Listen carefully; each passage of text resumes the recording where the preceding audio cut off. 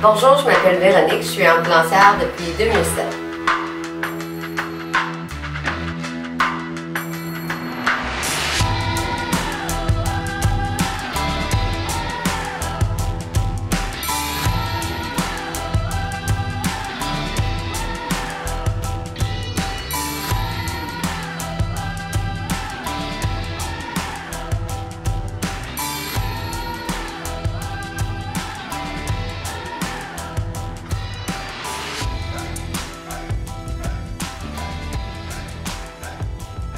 Cette année, ça a été la grande adaptation aux horaires d'école.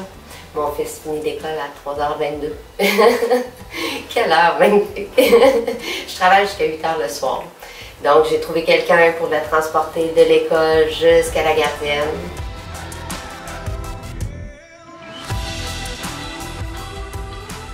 J'ai des horaires atypiques, que je travaille une fin de semaine sur deux, que j'ai un enfant aussi. Ça signifie de l'organisation, de la planification, beaucoup de sacrifices. Là, ça a été une gestion de garderie, fait que j'avais une garderie de jour avec une gardienne de soir. Je ne peux pas quitter mon domicile à n'importe quel temps, à n'importe quelle heure. Fait que ça a été de l'organisation, d'avoir un entourage, de mettre l'orgueil de côté, puis de dire j'ai besoin d'aide.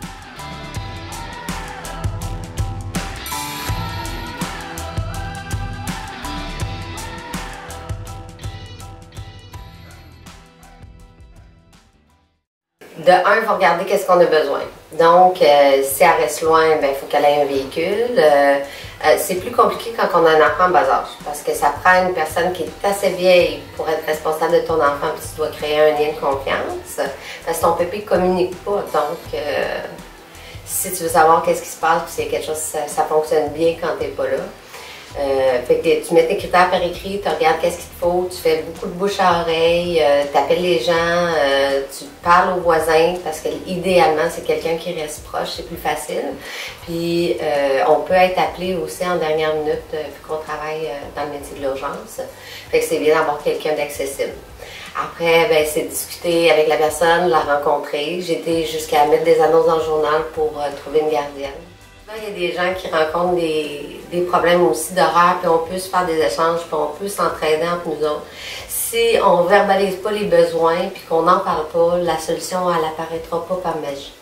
Fait que c'est d'apprendre à mettre de côté son orgueil, puis de dire, ben j'ai besoin de ça, j'ai besoin d'aide parce que j'ai pas de solution à ce problème-là.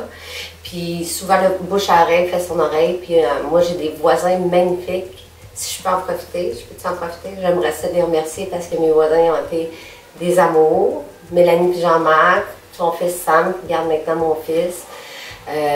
L'entourage que j'ai eu, c'est ce qui m'a permis de soigner les gens pendant aussi longtemps.